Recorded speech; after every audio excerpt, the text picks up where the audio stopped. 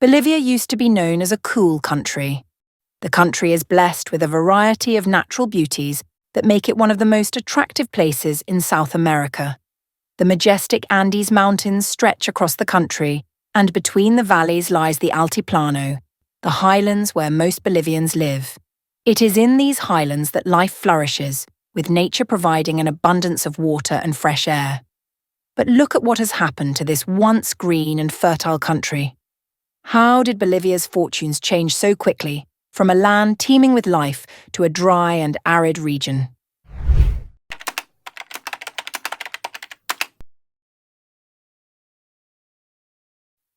One of Bolivia's biggest icons is Lake Titicaca.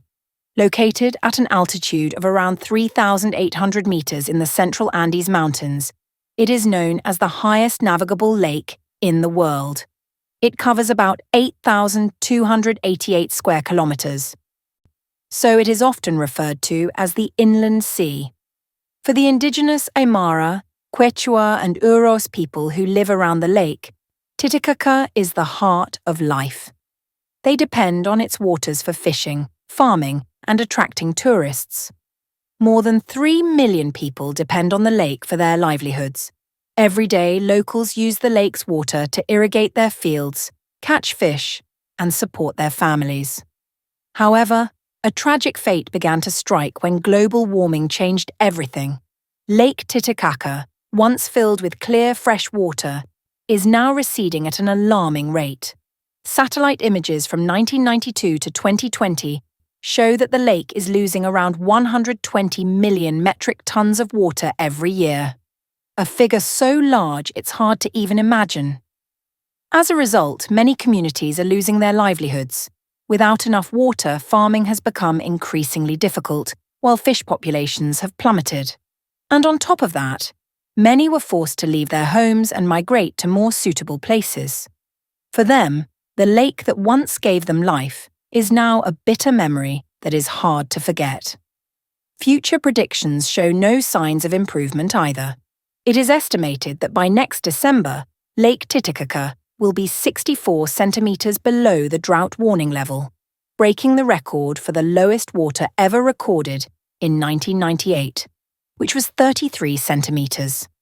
This will probably be one of the worst droughts in Bolivia's history. Even in 2023 alone, Bolivia experienced a very hot winter, with temperatures reaching 40 degrees Celsius. This climate change not only affects people's daily lives, but also destroys the natural balance that has existed for centuries.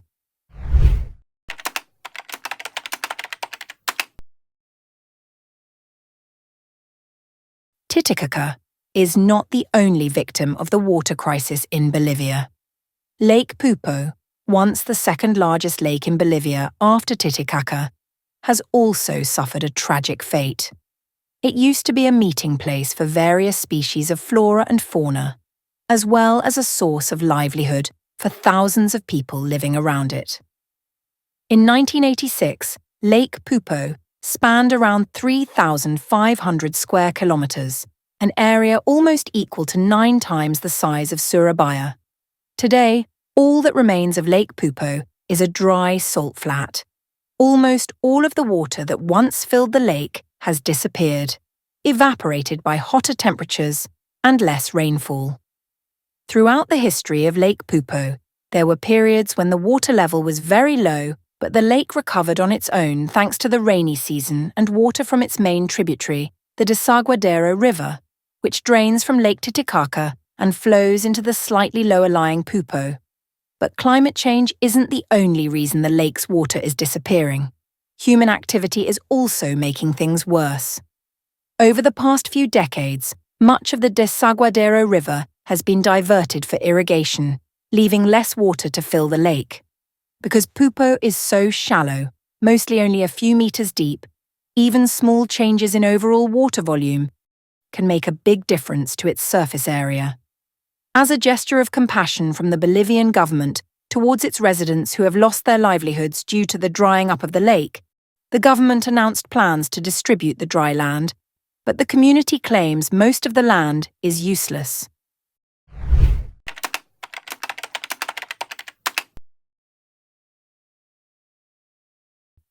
Bolivia is also known for its Andean peaks, many of which are covered in snow.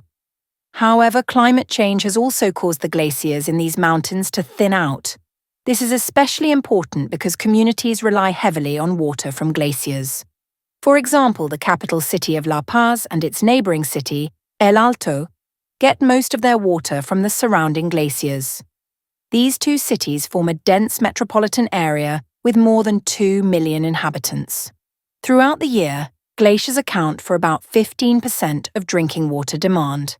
However, during the dry season, water demand almost doubles as flows from other sources decrease. The problem is that glaciers cannot continuously provide such large amounts of water. The temporary benefit of additional water supply during the dry season will turn into a long-term water resource crisis when the glaciers melt. The temporary benefit of additional water supply during the dry season will turn into a long-term water resource crisis when the glaciers melt and disappear completely. Frighteningly, some glaciers are already disappearing. For example, the Chacaltaya Glacier, 30 kilometers from La Paz, used to be the site of a famous ski resort in Bolivia, but melted away in 2009.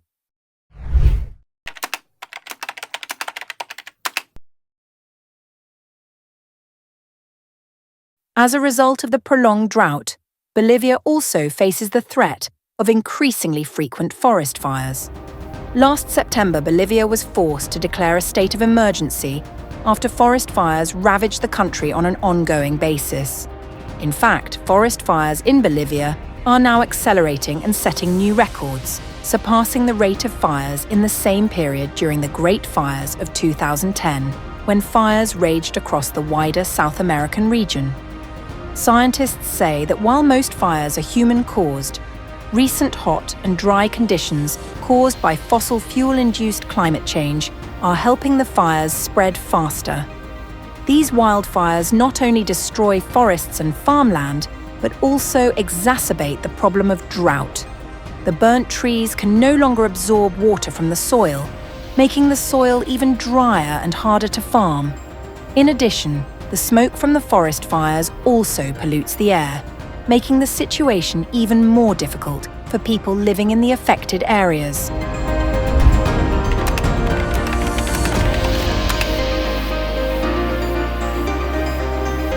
Ironically, the global warming that has depleted Bolivia's water resources also brings the threat of major flooding. The parched and barren soil cannot absorb water properly, so when it rains, the water runs off quickly and causes flooding. On February 27, 2024, the Acre River in the town of Cobija, which borders Brazil, overflowed its historic maximum and caused flooding in 16 towns and 3 villages. Floods are not the solution to Bolivia's drought problems. When floods come, the water that was supposed to be a savior becomes a new threat. Floods only add to other problems, such as damage to infrastructure, the difficulty of obtaining clean water, and the loss of remaining agricultural land. Furthermore, many flood-affected populations experience cases of dermatitis, respiratory infections, and waterborne diseases such as diarrhea. They also have to deal with mosquito-borne diseases such as dengue fever. In the first quarter of 2024 alone, Bolivia has recorded a total of 11,000 cases of dengue fever.